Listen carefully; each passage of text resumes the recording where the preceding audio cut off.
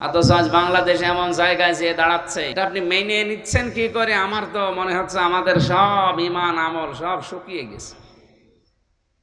কোন অবস্থায় যে দাঁড়িয়ে আছি আমরা, মাথার উপরে রাম আর বাম আর দাদা বাবুরা বসে সব ছড়ি ঘোরাচ্ছে।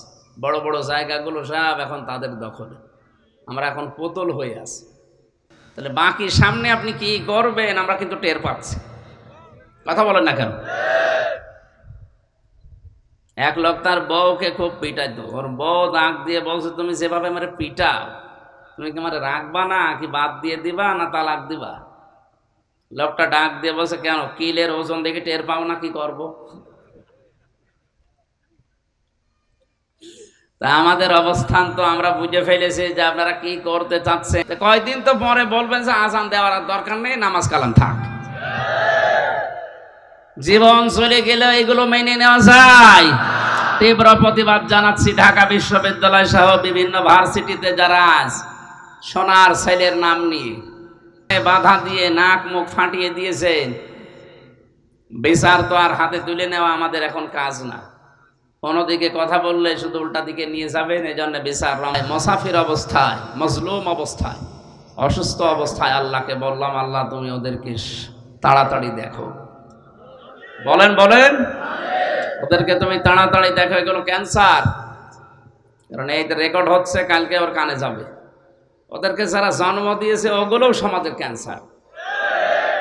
হযরত নূহ নবী আলাইহিস সালাম ক্বালা নূহুর রব্বি, তিনি আল্লাহর কাছে দোয়া করেছিলেন, লা তাযারা আলাল আরদি মিনাল কাফিরিনা দাজ্জারা, হে আল্লাহ কাফেরের গোষ্ঠী যেন একটাও জমিনে না থাকে, ওকে নির্বংশ করে দিবা। ইন্নাকা ইন তাযারহুম ইন্নাকা লা, আল্লাহর নবী দোয়া করেছিলেন, হে আল্লাহ এই মানুষগুলো যদি জমিনে বসবাস করে, তোমার পরবর্তী বান্দা বান্দি যারা আসবে তাদেরকে গোমরা করে ফেলবে, তোমার বিধান থেকে এরা দূরে সরিয়ে দেবে। সুতরাং একটাও যেন এর আন্ডা বাচ্চা পর্যন্ত যেন না থাকে। আর আল্লাহর বন্ধু হওয়ার কোন সূরাত ওর সামনে নেই। কথা বোঝেন? কেউ যদি নিরাপত্তা পেতে চায়, এই কথা বোঝেন, কোন মানুষ যদি নিরাপত্তা পেতে চায়, শান্তি শান্তি পেতে চায়, কেউ যদি হেদায়েতের উপরে থাকতে চায়, সূরা আনআমের ভেতরে আল্লাহ ঘোষণা দিয়েছেন, আল্লাযীনা আমানু ওয়া লাম ইয়ালবিসু ঈমানাহুম বিযুলমিন উলাইকা লাহুমুল আমনু ওয়া হুম মুহতাদুন। যারা ঈমান আনে আর ঈমানের সাথে লেবাস পরায় না জুলুমের, কিসের?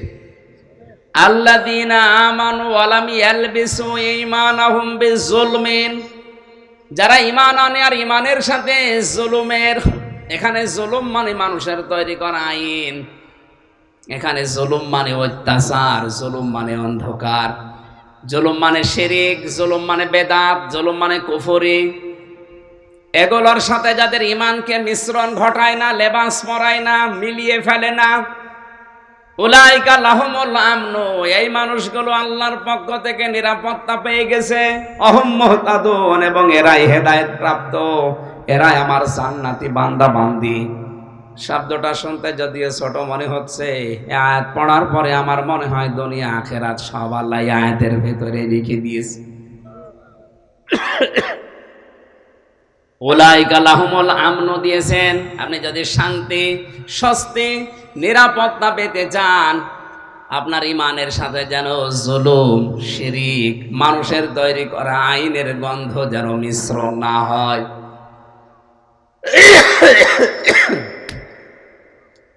অথচ আজ আমরা এই দেশে যারা ঈমানদার, আমাদের ঈমানের সাথে জুলুমের সম্পর্ক। কথা বলেন না কেন?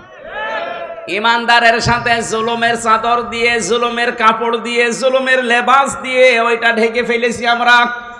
তাহলে আপনি তো শান্তি, স্বস্তি, আল্লাহর কাছে নিরাপত্তা পাবেন না, আপনি হেদায়েতের উপরও থাকতে পারবেন না।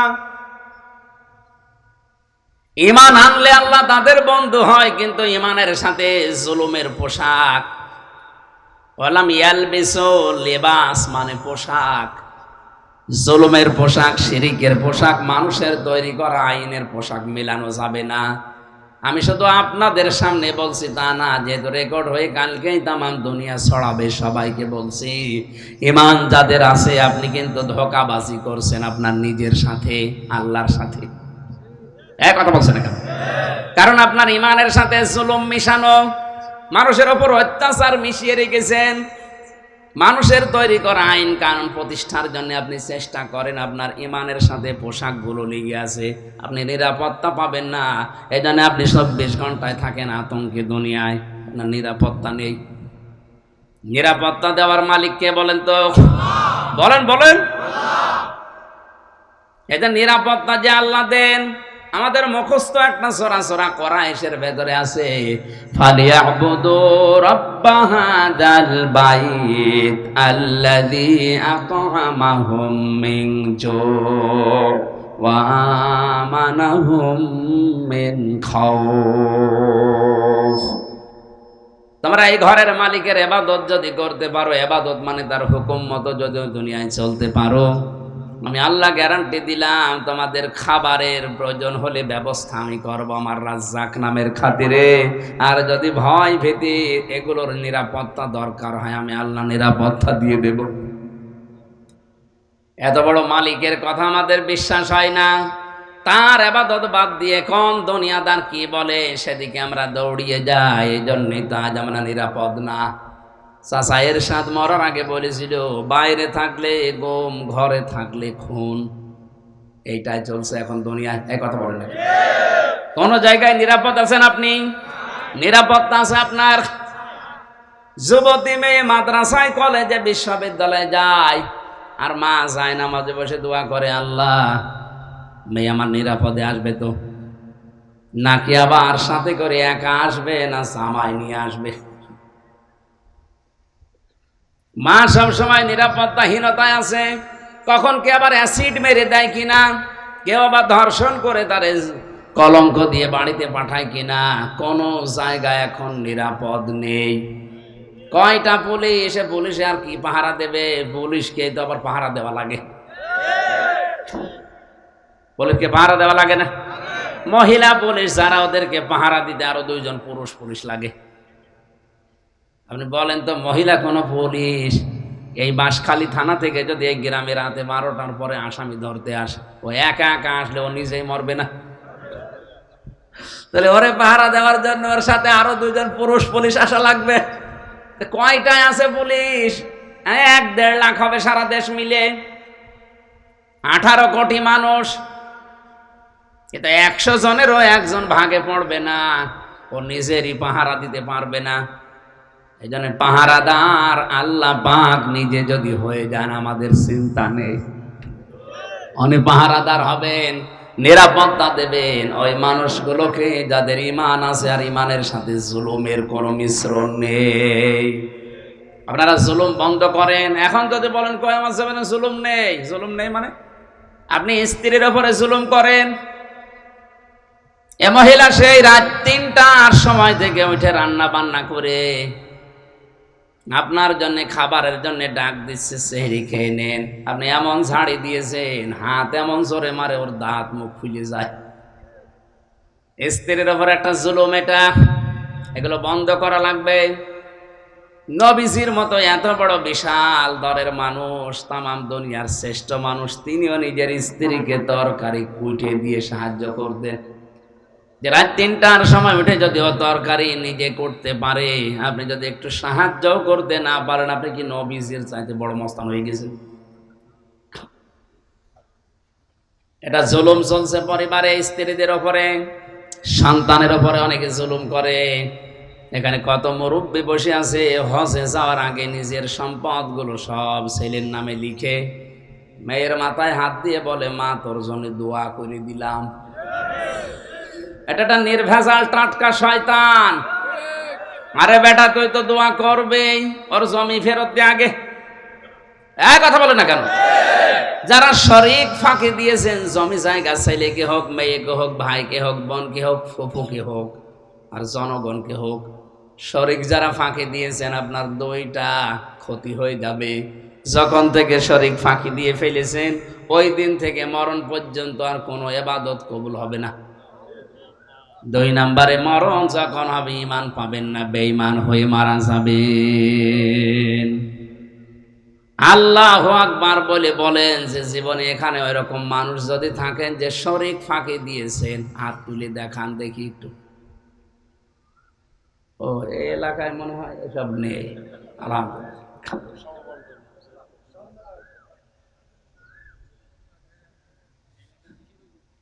আপনি বলেন তো কোন কারণে তার ছেলের নামে সব লিখে মেয়েকে ফাঁকি দিচ্ছেন? মনে করছেন ও আরামে থাকবে। আরে আরামে রাখার মালিক কি ওই জমি নাকি?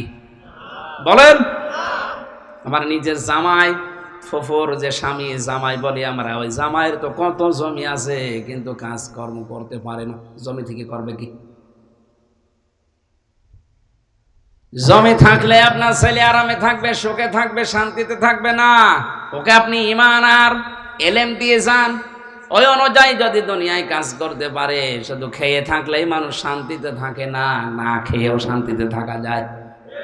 কারণ শান্তি সালাম এটা কার নাম? আরো জোরে বলেন। আল্লাহ এটা সবাইকে দেয় না, এটা দেওয়ার জন্য কিছু যোগ্যতা লাগে। وَلِيَعْلَمَ اللَّهُ الَّذِينَ آمَنُوا يَرْفَعِ اللَّهُ الَّذِينَ آمَنُوا مِنكُمْ وَالَّذِينَ أُوتُوا الْعِلْمَ دَرَجَاتٍ اللَّهُ بِمَا تَعْمَلُونَ خَبِيرٌ। সূরা মুজাদালার ভেতরে আছে, আল্লাহ পাক বলেন দুনিয়ায় যাদের ঈমান আছে আর এলেম আছে এদের মর্যাদা আমি আল্লাহ নিজে দিনের পর দিন বাড়াতেই থাকবো।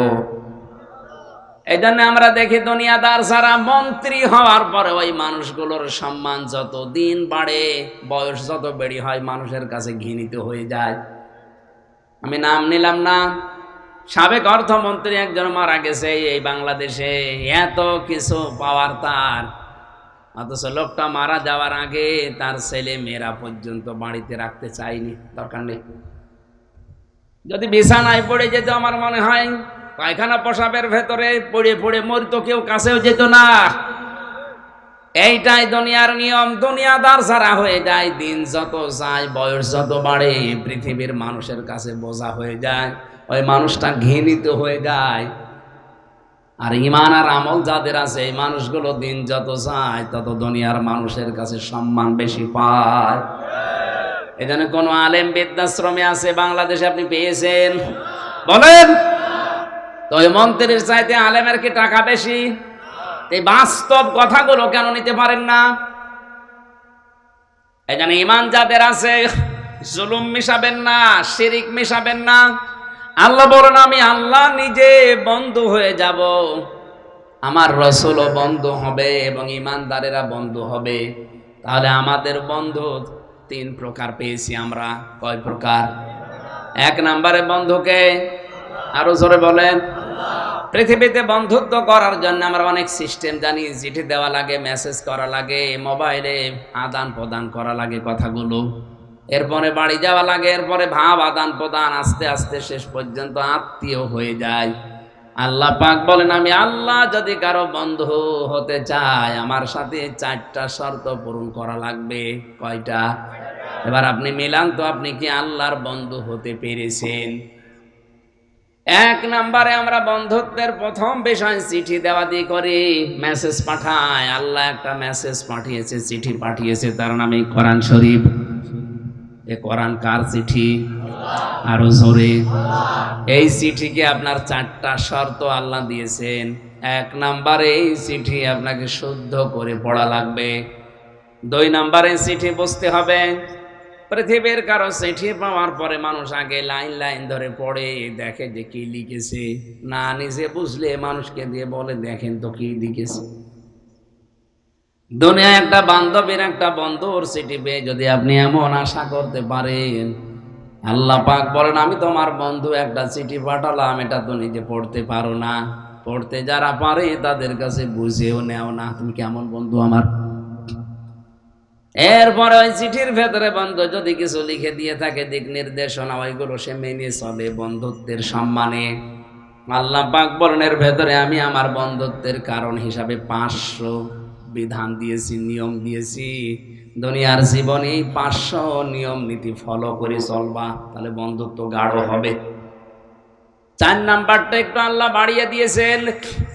আল্লাহ পাক বলেন শুধু আমার চিঠি পড়লে হবে না, বুঝলে হবে না, নিজে মেনে চললে হবে না, এটা যেন পৃথিবী আমার অন্যান্য সৃষ্টিরা মানতে পারে সেই ব্যবস্থা করে দেওয়া লাগবে। আল্লাহর এই চিঠি যদি সত্যি আপনি মানুষকে মানানোর ব্যবস্থা করে দিতে পারেন, তাহলে অবিচার থাকবে না। একটা গাছের পাতাও কেউ বিনা কারণে ছিঁড়বে না, কথা বলেন। কারণ এটা যেখানে থাকে সেই এলাকার মানুষেরা জানে একটা গাছের পাতা বিনা কারণে ছেঁড়া জায়েজ নেই। কারণ গাছের পাতা জিকির করে কার? আরো জোরে। আমি বিনা কারণে ছিঁড়বো কোন কারণে? ওর জিকির তো বন্ধ হয়ে যাবে। আমি নিজেই জিকির করি না, ওর জিকিরও বন্ধ করে দিচ্ছি, আমি তো জালেম হয়ে যাব। অনেকে আছে এখানেও বসে বাদাম খেতে খেতে রাস্তায় যায় আর পাতা ছিঁড়ি গল্প করে, মনে হচ্ছে পাতা ওর বাবার।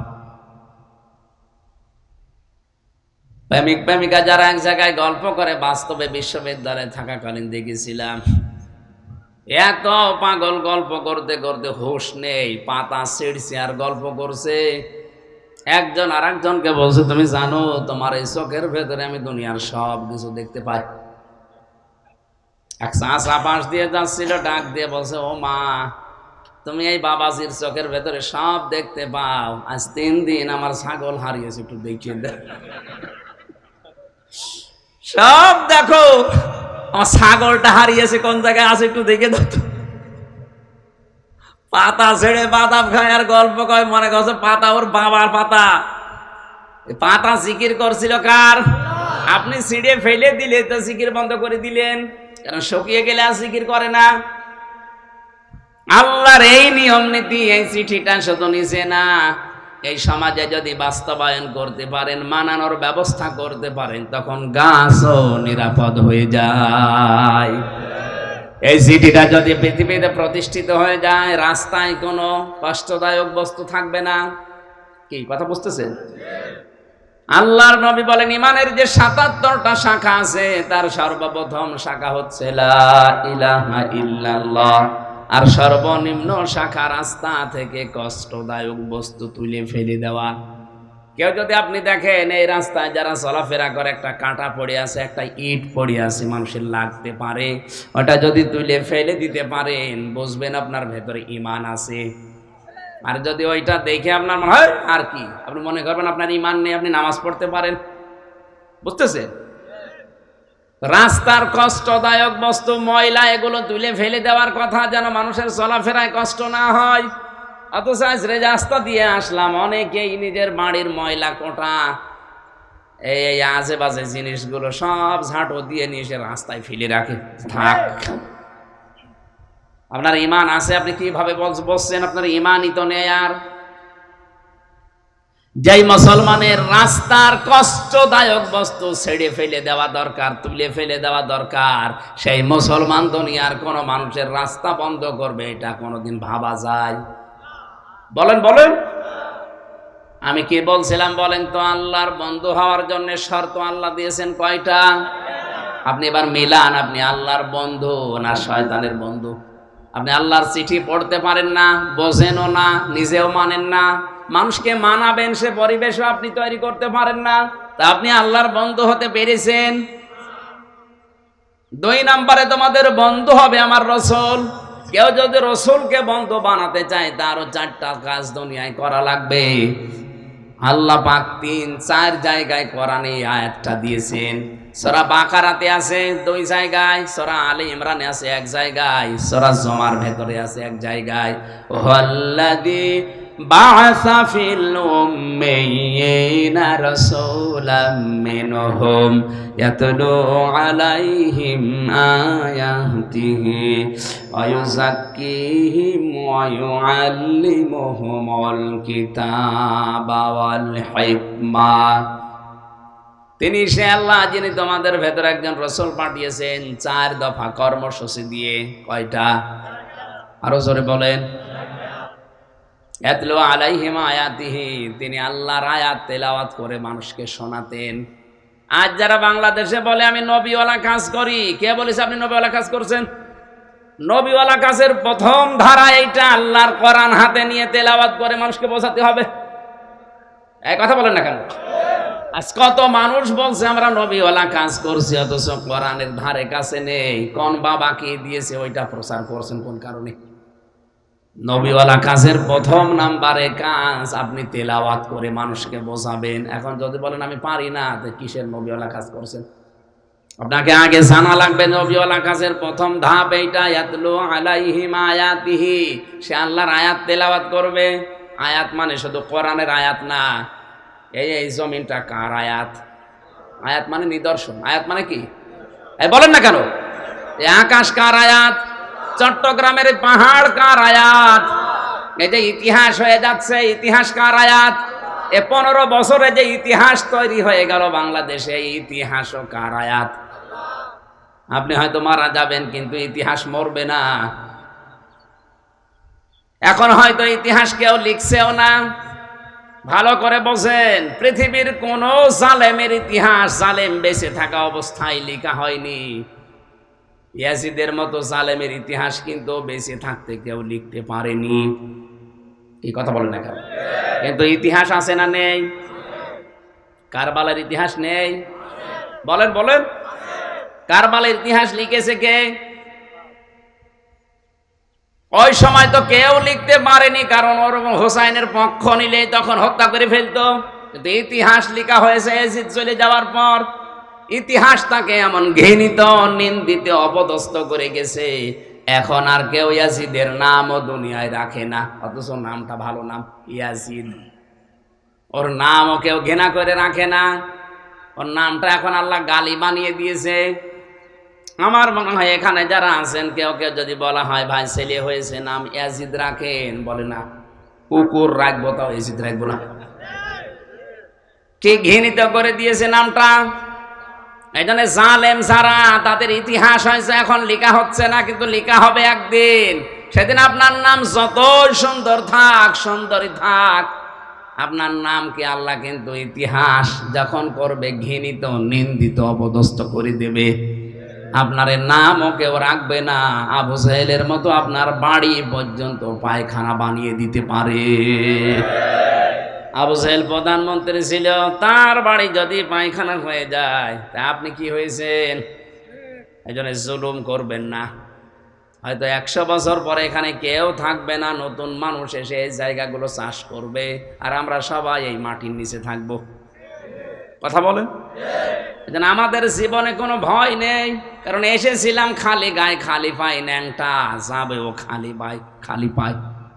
খালি মাঝখানে 50, 60, 70 বছর একটু আনন্দ ফুর্তি করে গেলাম। আমার আসল টার্গেট যেহেতু আখিরাতের জান্নাত, এই জন্য সত্যি যারা টার্গেট বানাতে পারেছে ওইটাকে, তাদেরকে তামাম দুনিয়া সব ভয় দেখালেও তাদের কোনো ভয় নেই। আল্লাহর রসুলকে বন্ধু বানাতে হলে আপনাকে কোরআনের আয়াত তেলাওয়াত করে আল্লাহর আয়াতের নিদর্শন দিয়ে মানুষকে বোঝাতে হবে। ইতিহাসের কথা বলে মানুষকে এই জন্য আমরা বোঝাই যে জালেম সারা দুনিয়ায় তার আজ ইতিহাস হয়ে আছে, কিন্তু ইতিহাস থেকে মানুষ শিক্ষা নিতে চায় না। আল্লাহ যত কোরআনে কসম দিয়েছেন, তার ভেতরে অন্যতম কসম ইতিহাসের। ওয়ালা আসরি ইন্নাল ইনসানা লাফি খুস। আল্লাহ বলেন ইতিহাসের কসম। কিসের? এই জন্য এমন ইতিহাস তৈরি করবেন না 50 বছর পরে না জানি আপনাকে মানুষ আবার ঘৃণা করে আপনার নাম শুনলে থুতু ফেলে কিনা। সাবধান করলাম ইতিহাসের দিকে তাকিয়ে। নবীওয়ালা কাজ করতে হলে যে 4টা কাজ করা লাগে, তেলাওয়াত করে মানুষকে আল্লাহর আয়াত দিয়ে, নিদর্শন দিয়ে বোঝাতে হবে। ওয়ায়ুসাক্কিহিম, পবিত্র করা লাগবে কোরআনের বিধান দিয়ে। ওয়ায়ুআল্লিমুহুমুল কিতাবা, কিতাবের শিক্ষা ব্যবস্থা জারি করা লাগবে। 96% মুসলমানের দেশের দিকে তাকান, শিক্ষা ব্যবস্থার অবস্থা কোথায় দাঁড়িয়েছে। কোরআনে কারিমের 100 মার্কের কোনো সিস্টেম নেই, শরীফ শরীফা দিয়ে ভরে রেখেছে।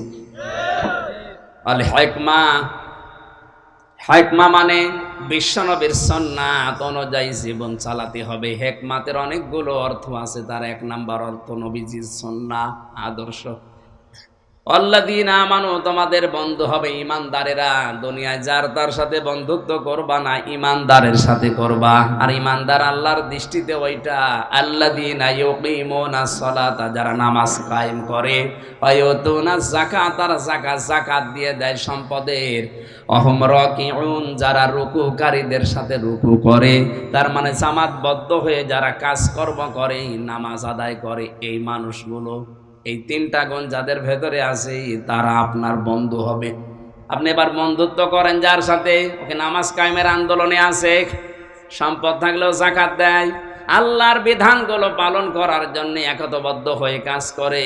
রাকিউন মানে রুকুকারীদের সাথে রুকু করো। শুধু নামাজ পড়ায় রুকু না, আল্লাহর বিধানগুলো বাস্তবে রূপ দেওয়ার জন্য এক হওয়াও রুকু। এখনো তো লক্ষ লক্ষ কথা এক একটি শব্দের ভেতরে আছে। এখন আজান দেবে, এই জন্য আমি আর সামনে এগোতে পারলাম না, শেষ করে দিচ্ছি। তিনটা বন্ধুত্বের কথা বলেছি। আল্লাহকে বন্ধু পাওয়ার শর্ত চারটা, রসুলকে বন্ধু বানানোর শর্ত চারটা, আর ইমানদারকে বন্ধু বানানোর শর্ত তিনটা। 11টা জিনিস আমাদের জীবনে আল্লাহ যেন দান করেন, আমিন।